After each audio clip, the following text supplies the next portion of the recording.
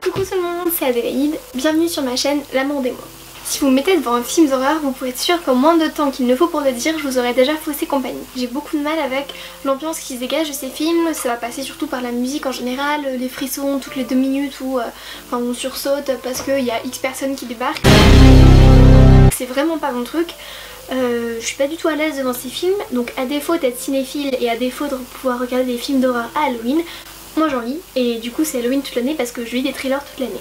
Cette vidéo a été assez facile à faire parce que autant les lectures Hugo, comme je vous l'avais dit dans ma précédente vidéo, c'était pas trop mon truc, j'ai eu beaucoup de mal à trouver des livres un peu de développement personnel, autant là comme j'en lis toute l'année et j'en ai lu beaucoup, ça a été assez facile de faire une sorte de top 3 des lectures thrillers typées un peu Halloween du coup qui m'ont le plus fait peur.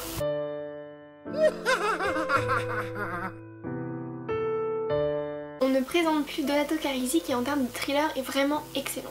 Je l'ai découvert il y a au moins 6 ans, mon papa l'avait reçu en cadeau d'anniversaire. J'avais lu tous les Hercule Poirot, tous les Agatha Christie que j'avais absolument adoré, qui sont du coup plus un peu typés policiers que thriller. Et je suis là, pour le coup je venais de passer à mon premier vrai thriller, qui a été d'ailleurs un best-seller, vous avez sûrement dû entendre parler de lui. Il est absolument incroyable, ça a été une révélation, j'ai adoré et ça a signé du coup le début d'une histoire d'amour avec Donato Carrisi que je n'ai pas arrêté de lire depuis que j'ai découvert le chuchoteur. À quelques semaines d'intervalle, 5 petites filles sont enlevées. Dans une fosse, on découvre 6 petits bras gauches. Tout l'enjeu du livre va être de découvrir qui est la 6ème fillette. On dit comme ça, c'est juste surtout glauque, etc. Mais il y a toute une dimension psychologique absolument incroyable. Donato Carrisi joue avec les mots de manière stupéfiante. L'intrigue est excellente, on s'attache beaucoup aux personnages qui pourtant, enfin vous le verrez, mais Mila Vasquez qui est l'un des personnages principaux et qui en fait s'occupe du coup de retrouver les enfants enlevés. N'est pas forcément ce qu'on appelle une héroïne dans le sens... elle n'est pas très sympathique au premier abord, elle est assez froide, assez secrète. On a peut-être un petit peu de mal au début avec elle, mais au final c'est incroyable parce qu'on va complètement rentrer dans l'histoire et au final faire partie intégrante de l'enquête. Pour ceux qui n'ont pas encore lu, je pense que vous devinerez jamais la fin, c'est quelque chose qui me surprend à chaque fois, même quand je le relis. Je vais pas vous en dire plus au risque de vous spoiler et c'est absolument pas le but, mais je tiens à dire ça touche aux enfants donc c'est forcément violent. Je sais qu'il y en a qui vont pas pouvoir le lire, pour moi qui n'ai pas d'enfant donc du coup j'ai peut-être un peu plus de distance par rapport à ça, mais ce qu'il faut vraiment savoir c'est que l'auteur accentue particulièrement sur la dimension psychologique à travers l'enquête, à travers du coup les découvertes qu'on va faire, à travers l'assassin ou les assassins, enfin vous allez comprendre par vous-même, c'est vraiment la dimension psychologique sur laquelle l'histoire est orientée, l'enquête est orientée et c'est pour cela qu'au final, au-delà évidemment de la quête existentielle de savoir qui est la 6ème fillette, est-ce qu'elle est encore en vie, comment peut-on la trouver sachant qu'elle est amputée du bras gauche et qu'on ne connaît d'elle que l'ADN, il y a toute la dimension psychologique derrière qui est prenante et passionnante.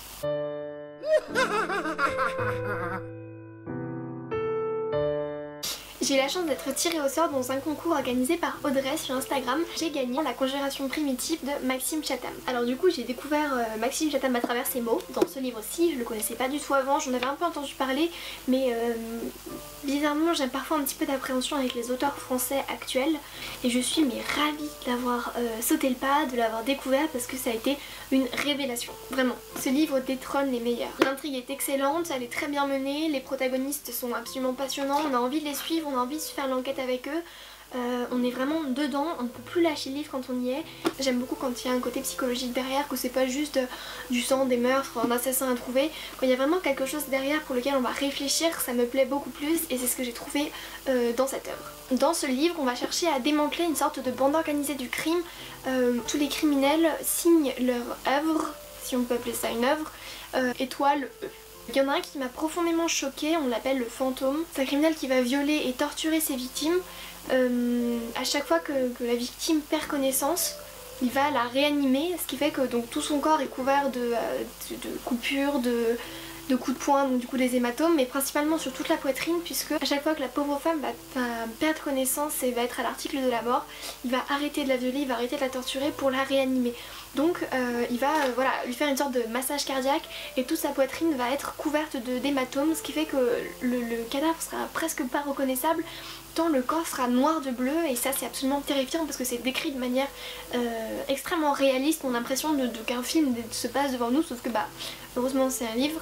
L'idée de ce livre c'est qu'il ne faut pas avoir peur d'entrer dans les tréfonds de l'âme humaine dans ce cas-là de plus noir, parce que c'est exactement ce que l'auteur écrit dans ce livre, c'est exactement ce qui va se dégager de ce livre, le mal à l'état brut, avec tout ce que l'homme peut faire de plus terrible à un autre homme. Si vous acceptez ce voyage, vous ne serez pas déçus, c'est exactement un thriller qui vous fera frissonner, même plus que ça, puisque au final c'est quelque chose qui va vous secouer, vous chamboler, mais ça touche pas aux enfants, donc ça peut en intéresser certaines. Pour moi c'est une lecture parfaite pour Halloween ou même pour toute l'année, mais principalement à cette saison, en tout cas pour ceux qui sont comme moi pas forcément très cinéphiles, voire pas du tout, c'est bien aussi d'avoir des lectures qui soient orientées un petit peu de terreur au final, et je pense qu'on peut avoir peur avec des sujets qui peuvent nous toucher à notre époque et pas seulement quelque chose de type zombie, attaque d'araignées géantes ou quoi que ce soit.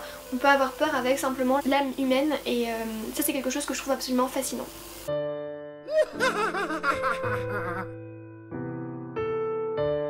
La troisième lecture que je vais vous présenter, c'est Mais c'est à toi que je pense de Gary A. Que j'ai acheté, découvert un petit peu par hasard au final. Mes parents m'avaient offert cette liseuse, il était je crois à, je sais pas, 1,99 ou quelque chose comme ça, du coup je l'ai acheté.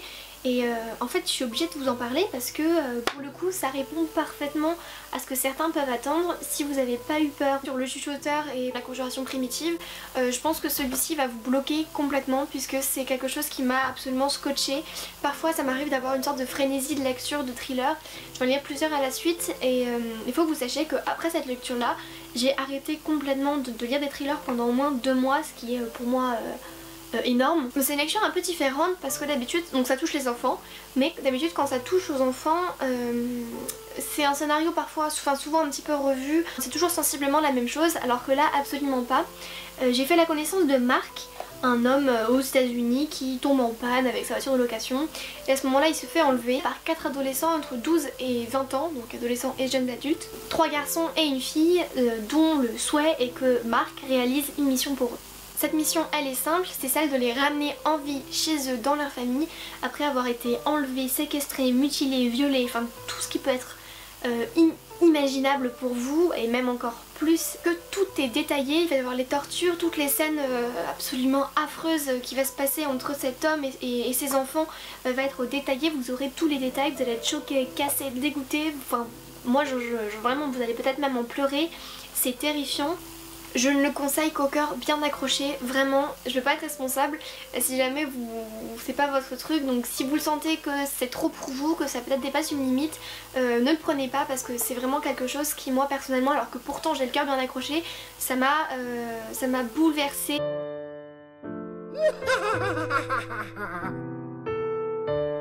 Cette vidéo est maintenant terminée, j'espère qu'elle vous donnera quelques idées pour vous faire frissonner à Halloween. Bon, elle est pas forcément très rigolote parce que ça touche à des sujets assez durs. La prochaine vidéo sera un petit peu plus féerique parce que je vais vous présenter mes lectures pour Noël. Les lectures que je vous conseillerais d'offrir à vos proches. La base elle devait sortir pour le 1er décembre puisque c'est, comme vous le savez, une vidéo tous les premiers du mois. Mais comme je tiens vraiment à faire cette vidéo devant mon sapin de Noël parce que c'est une tradition chez moi, je vais attendre du coup aux alentours du 15-20 décembre maximum pour la tourner et pour la publier. A bientôt!